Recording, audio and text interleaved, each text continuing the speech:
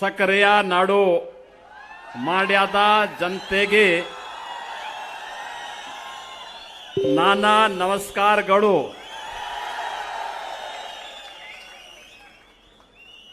ಆದಿಚುಂಚನಗಿರಿ ಮಠಕ್ಕೆ ನಾನಾ ಭಕ್ತಿಪೂರ್ವಕ नमस्कारों.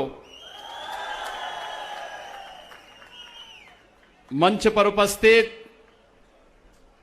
भारतीय जनता पार्टी के प्रदेश के उपाध्यक्ष श्रीमान निर्मल कुमार सुराना जी, जिला के अध्यक्ष श्रीमान सीपी उमेश जी, यहां की लोकप्रिय सांसद श्रीमती सुमलता अम्बरीश जी, माननीय सांसद श्री प्रताप सिन्हा जी, कर्नाटक सरकार के हायर एजुकेशन के मिनिस्टर डॉक्टर अश्वत्थ नारायण जी, खेल एवं बागवानी विभाग के मंत्री डॉक्टर नारायण गौड़ा जी, भारतीय जनता पार्टी के हमारे प्रत्याशीगण श्री अशोक जयराम जी, श्री एसपी स्वामी जी, श्री सचिदानंद जी, श्री मुनीर राजो जी, श्री इंद्रेश जी, श्रीमती सुधा शिवराम गौड़ा जी, श्री जगदीश हिरमानी जी और आज के इस कार्यक्रम में उपस्थित भारतीय जनता पार्टी के सभी उपस्थित भाइयों बहनों, मांड्या जिले के आप सभी उपस्थित उत्साही कार्यकर्ताओं का मैं उत्तर प्रदेश की धरती से यहां आकर के हृदय से अभिनंदन करता हूं, स्वागत करता हूं.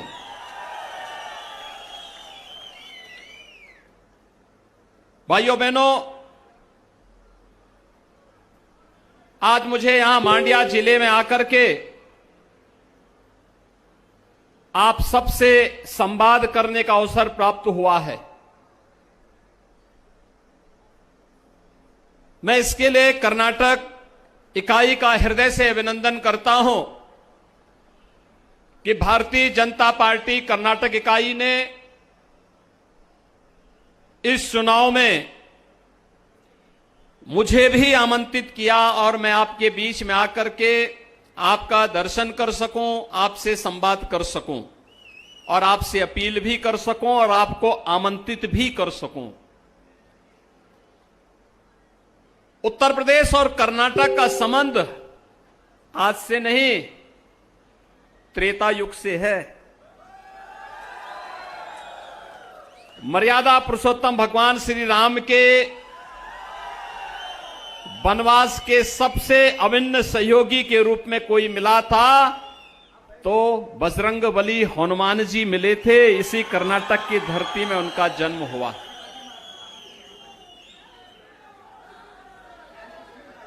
और इसीलिए आप देखते होंगे ये मित्रता कितनी अभिन्न है, कितनी अभिन्न मित्रता है.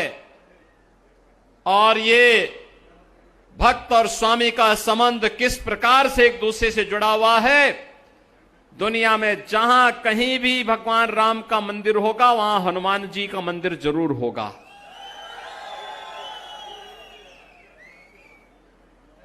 और ये संबंधों की व्यवस्था केवल वहीं से नहीं, मैंने यहां पर पहले कहा कि आदिचुंचनगिरी मठ यहां पर स्थित है. भैरेश्वर स्वामी जी महाराज वहां पर विराजमान हैं. मंजुनाथम ही गोरक्षम, भगवान मंजुनाथ और भैरेश्वर एक साथ यहां पर प्रकट होते हैं. कर्नाटक वही धरती है और उतना ही पुराना संबंध यह उत्तर प्रदेश और कर्नाटक का है. और इसीलिए जब मैं यहां पर आता हूं तो एक आत्मीयता का भाव मेरे मन में पैदा होता है. और कर्नाटक के आप सभी युवा मित्रों के साथ, यहां के कार्यकर्ताओं के साथ संवाद बनाने में, उनसे मिलने में मुझे उतनी ही प्रसन्नता होती है। मैं अभिनंदन करूंगा श्री नारायण गौड़ा जी का, जिन्होंने यहां पर मांड्या कुंभ का आयोजन किया था। मित्रों, उस समय मुझे उस कार्यक्रम में आना था, लेकिन उत्तर प्रदेश में बहुत फ्लड की सिचुएशन अनकंट्रोल होती जा रही थी, इसलिए मुझे वहां रुकना पड़ा था। अन्यथा मेरा आने का कार्यक्रम था यहां पर, और अद्भुत कार्यक्रम हुआ था। मैंने सुना था, हजारों की संख्या में पूज्य संतजन आए थे, भक्तजन आए थे। हमारी आध्यात्मिक और सांस्कृतिक विरासत के प्रतीक इन तीर्थों को पुनर्जीवित करने का एक आयोजन था, और यह प्रधानमंत्री मोदी जी के एक भारत श्रेष्ठ भारत की परिकल्पना को साकार करने का भी एक माध्यम था। यह आध्यात्मिक आयोजन ही एक भारत श्रेष्ठ भारत की परिकल्पना को साकार करते हैं। आपने पिछले 9 वर्षों के दौरान भारत को बदलते हुए देखा है। आज भारत दुनिया के अंदर जहां कहीं भी भारत का नागरिक जाता है, आज वो सम्मान की दृष्टि से देखा जाता है। आज भारत दुनिया की एक ताकत बन रहा है। आजादी के अमृत महोत्सव वर्ष में जिस ब्रिटेन ने भारत को 200 वर्षों तक शासन किया था, आपने देखा होगा उस ब्रिटेन को पिछाड़ करके भारत आज दुनिया की 5वीं बड़ी अर्थव्यवस्था बना है, 5वीं बड़ी अर्थव्यवस्था बना है। और यही नहीं, आजादी के अमृत काल के प्रथम वर्ष में दुनिया के 20 बड़े देश G20 के देशों का नेतृत्व भी भारत के हाथों में आया है। यह भारत के सामर्थ्य और भारत की शक्ति का परिचय और भारत की आप जैसी प्रतिभाओं का परिचय वैश्विक मंच पर देता है। मित्रों, जब कर्नाटक की बात आती है तो वैश्विक मंच पर कर्नाटक ने आईटी के सेक्टर में जो धाक जमाई है, भारत की युवा प्रतिभाओं को दुनिया के अंदर कर्नाटक ने बेंगलुरु का उसका सबसे बड़े हब के रूप में स्थापित किया है।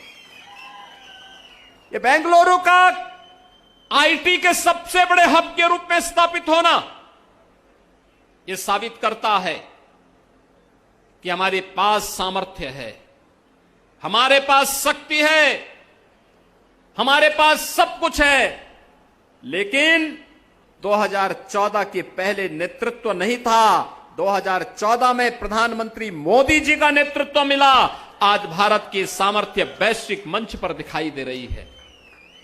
और इसीलिए आज आपने देखा होगा, कांग्रेस विकास की बात करती है, विकास की बातें करती है, बड़े बड़े दावे करते हैं, लेकिन विकास की उसकी हकीकत क्या थी? पंचवर्षीय योजना। एक प्रोजेक्ट बनता था, एक पंचवर्षीय योजना लग जाती थी, अगली पंचवर्षीय योजना में उसका शिलान्यास होता था, तीसरी पंचवर्षीय योजना में कार्य आवंटन होता था, चौथी पंचवर्षीय आज प्रारंभ होते ही फिर वह प्रोजेक्ट दम तोड़ देता था और प्रोजेक्ट कभी पूरा नहीं होता था। यह कांग्रेस की असलियत थी। आज आप देख रहे होंगे, रेलवे के कार्य हो रहे हैं, एयरपोर्ट के कार्य हो रहे हैं, आईआईटी और आईआईएम बन रहे हैं, कहीं आईटी सिटी बन रही है, कहीं पर किसी अन्य सेक्टर में कार्य हो रहा है, और कार्य का शिलान्यास जिस दिन होता है उसके उद्घाटन की तिथि भी उसी दिन तय हो जाती है। प्रधानमंत्री मोदी जी शिलान्यास भी करते हैं तो उद्घाटन करने के लिए भी आते हैं। भाइयों बहनों, आज एक तस्वीर बदली है।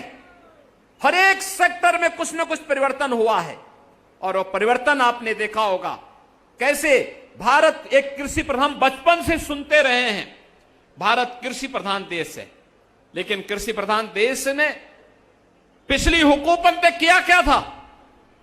पिछली हुकूमत ने हमारे किसानों के लिए क्या किया था? और कर्नाटक तो इसका जीता जागता उदाहरण है। लंबे समय तक यहां के किसानों को आत्महत्या करने के लिए मजबूर होना पड़ा था। यहां की माताएं, यहां की बहनें खेती किसानों के हाथों, खेती किसानी में अपना हाथ सहयोग के रूप में लगाती हैं, लेकिन किसान के हाथ में मिलता क्या था? उसे सम्मान नहीं मिला। पहली बार प्रधानमंत्री मोदी जी ने प्रधानमंत्री किसान सम्मान निधि देकर के देश के किसानों का सम्मान किया है। प्रधानमंत्री फसल बीमा योजना के माध्यम से किसानों को सम्मान दिया है। प्रधानमंत्री कृषि सिंचाई योजना के माध्यम से किसानों को सम्मान दिया है। एमएसपी का लाभ देकर के किसानों को सम्मान दिया है। एग्रीकल्चर के बजट को 5 गुना बढ़ाया है। एग्रीकल्चर के सेक्टर में यह परिवर्तन भी आज हम सबको देखने को मिलता है। और भाइयों बहनों, रही बात, लोग मुझसे पूछते हैं कि उत्तर प्रदेश में आपको इतना सम्मान जनता क्यों देती है? मैंने कहा जनता इसलिए देती है क्योंकि भारतीय जनता पार्टी की डबल इंजन की सरकार है। डबल इंजन की सरकार, डबल इंजन की सरकार की सामर्थ्य और शक्ति का प्रदर्शन वहां पर मजबूती के साथ होता है। वहां पर सुरक्षा की गारंटी है, वहां पे समृद्धि की गारंटी है। नो कर्फ्यू, नो दंगा, और वहां पर है सब चंगा। पिछले 6 वर्ष में उत्तर प्रदेश के अंदर कोई दंगा नहीं हुआ, कोई कर्फ्यू नहीं लगा, विकास की स्पीड बढ़ी है। और मैं डबल इंजन की सरकार का भी अभिनंदन करूंगा कि पीएफआई जैसे संगठनों को बैन करके उसकी कमर को तोड़ने का कार्य भी कर्नाटक के अंदर हुआ है। आप सोचिए, एक और डबल इंजन की सरकार जो पीएफआई पे बैन करती है, पीएफआई को बैन करती है, और दूसरी तरफ कांग्रेस जो पीएफआई को तुष्टीकरण करने का कार्य करती है, उन्हें धर्म के आधार पर रिजर्वेशन देने का कार्य करती है। धर्म के आधार पर आरक्षण यह भारत के संविधान के विपरीत है, असंवैधानिक है। हमने अनुसूचित जाति जनजाति के आरक्षण के दायरे को बढ़ाया है, दिव्यांग जनों के आरक्षण के दायरे को बढ़ाया है, अन्य जरूरतमंदों को आरक्षण का लाभ दिया है। लेकिन धर्म के आधार पर 1947 में भारत का विभाजन हो चुका है। भारत धर्म के आधार पर आरक्षण की वकालत नहीं कर सकता है। अन्य विभाजन के लिए हम तैयार नहीं है, यह भारतीय जनता पार्टी का मानना है, क्योंकि हम सब मानते हैं एक भारत श्रेष्ठ भारत की परिकल्पना ही भारत को आगे बढ़ाएगी। और भारत की इस परिकल्पना को आगे बढ़ाने के लिए आज हम सब आपके पास आए हैं। मित्रों, डबल इंजन की सरकार की सामर्थ्य ही है आज विकास हर एक स्तर पर देखने को मिलता है। हर एक स्तर पर हमें डेवलपमेंट के कार्य देखने को मिलते हैं। हम तुष्टीकरण नहीं, हम सशक्तिकरण पर विश्वास करते हैं। हमने किसान की कनेक्टिविटी और किसान की प्रोडक्टिविटी को भी बढ़ाने का कार्य किया है। आज युवाओं के लिए न केवल कर्नाटक की गवर्नमेंट ने बेहतरीन कार्य किया है, चाहे यहां पर येदियुरप्पा जी रहे हो, चाहे वर्तमान में बोम्मई जी के नेतृत्व में हो रहे कार्य हो। कर्नाटक के अंदर तेजी के साथ राष्ट्रीय शिक्षा नीति, नेशनल एजुकेशन पॉलिसी को मजबूती के साथ उतारने वाले राज्यों में कर्नाटक एक राज्य है जिसने सबसे पहले से लागू करने का कार्य किया है। ये यूथ के लिए कंटेंट भी देता है, यूथ को अनेक कार्यक्रमों के साथ भी जोड़ता है, यूथ को टेक्नोलॉजी के साथ भी जोड़ता है, और यूथ को एक नई अपॉर्चुनिटी के साथ आगे बढ़ने के लिए भी प्रेरित करता है। और मैं अभिनंदन करूंगा कर्नाटक गवर्नमेंट का, जिन्होंने समय से नेशनल एजुकेशन पॉलिसी को लागू करके आज कर्नाटक के युवाओं के लिए ढेर सारे अवसर उपलब्ध करवाए हैं। ये ढेर सारे अवसर यहां की आवश्यकता थी, और इसीलिए आज मैं आपके पास आया हूं आपसे अपील करने के लिए। भाइयों बहनों, डबल इंजन की सरकार ही सुरक्षा की गारंटी दे सकती है। ये डबल इंजन की सरकार ही समृद्धि की गारंटी दे सकती है। ये डबल इंजन की सरकार ही हम सबको एक भारत श्रेष्ठ भारत की परिकल्पना के साथ जोड़ करके श्री राम और श्री हनुमान जी की मित्रता के उस बंधन को मजबूती प्रदान कर सकती है। और उसी सामर्थ्य को आगे बढ़ाने के लिए आज मैं अपील करने के लिए आया हूं। एक और प्रधानमंत्री मोदी जी के नेतृत्व में आज भारत एक टीम इंडिया के रूप में कार्य कर रही है। टीम इंडिया के कैप्टन के रूप में प्रधानमंत्री मोदी जी का नेतृत्व मिल रहा है। और एक कर्नाटक को चाहिए कि टीम इंडिया में हमारे कितने प्लेयर शामिल हों, यह कर्नाटक की टीम को तय करना है, कर्नाटक की जनता को तय करना है। जितने अधिक प्लेयर होंगे, जितने अधिक सीट भाजपा के पक्ष में जाएगी, टीम इंडिया में उतना ही सशक्त नेतृत्व भी मिलेगा और टीम इंडिया उतनी मजबूती के साथ डबल इंजन की सरकार के रूप में कार्य करेगी। कांग्रेस का फेल्ड इंजन भारत को त्रासदी की ओर लेके जाता है, लेकिन डबल इंजन की भाजपा की सरकार हमें सुरक्षा और समृद्धि के मार्ग पर आगे बढ़ाने का कार्य करती है। और उस प्रधानमंत्री मोदी जी के नेतृत्व में आज भारत जिस सामर्थ्य के साथ आगे बढ़ रहा है, एक टीम इंडिया के रूप में, एक कैप्टन के रूप में प्रधानमंत्री मोदी जी के नेतृत्व पर हर भारतवासी गौरव की अनुभूति करता है। उस गौरव की अनुभूति के साथ जोड़ने के लिए मैं आपका आह्वान करने के लिए आया हूं। भारतीय जनता पार्टी ने मांड्या जनपद में, आपने यहां पे member of parliament Bharatiya Janata party का चुनाव जिता करके भेजा, मैं आपका अभिनंदन करता हूं।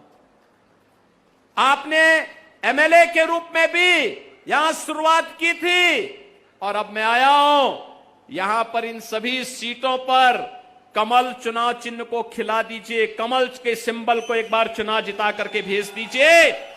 भाइयों बहनों, मांड्या अपनी समृद्धि के लिए विख्यात था, धन धान्य के लिए समृद्ध था, कृषि के लिए, वानिकी के लिए विख्यात था। फिर से मांड्या के इस गौरव को पुनर्स्थापित करना है, कर्नाटक के इस गौरव को फिर से स्थापित करना है।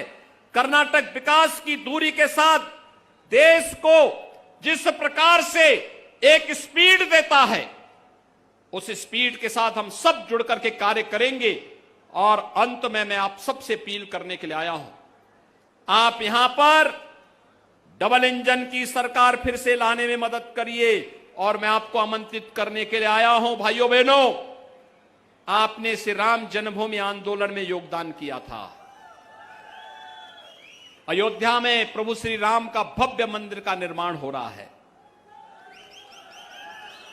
जनवरी 2024 में मंदिर का निर्माण कार्य पूरा हो चुका होगा और प्रधानमंत्री मोदी जी के कर कमलों से मंदिर का रामलीला विराजमान अपने भव्य मंदिर में होंगे।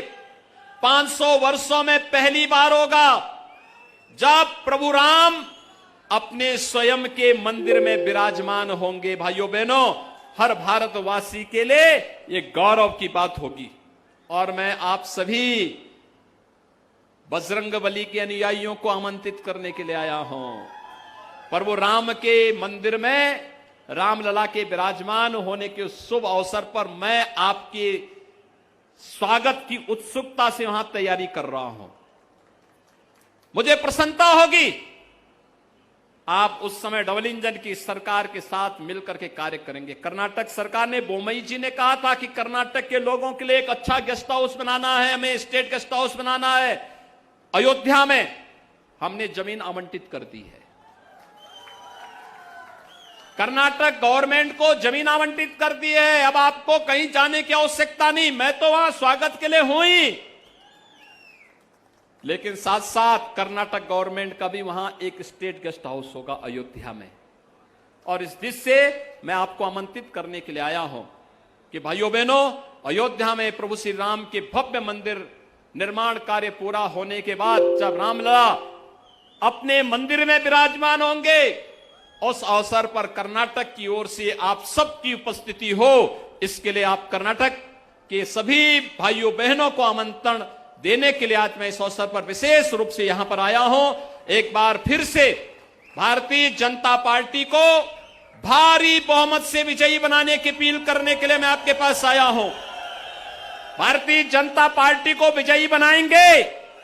आप सभी लोग सहमत हैं भाइयों बहनों, आप सभी लोग भारतीय जनता पार्टी के इस अभियान में भारतीय जनता पार्टी को समर्थन देंगे।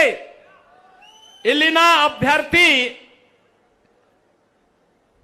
ಅವರನ್ನು ನೀವೆಲ್ಲ ಈ ಬಾರಿ ಗೆಲ್ಲಿಸಕ್ಕೆ बुके भाजपा को चुनाव जिताएंगे। आप सब मेरे साथ बोलेंगे, जय भारता जननिया तानु जाते, जय हे कर्नाटका माते, जय कर्नाटका माते, भारत माता की, भारत माता की, भारत माता की। ಹೆಚ್ಚಿನ ವಿಡಿಯೋಗಳಿಗೆ ಪ್ರತಿಧ್ವನಿ ಯೂಟ್ಯೂಬ್ ಚಾನೆಲ್ ಸಬ್ಸ್ಕ್ರೈಬ್ ಮಾಡಿ, ಬೆಲ್ ಐಕಾನ್ ಕ್ಲಿಕ್ ಮಾಡಿ।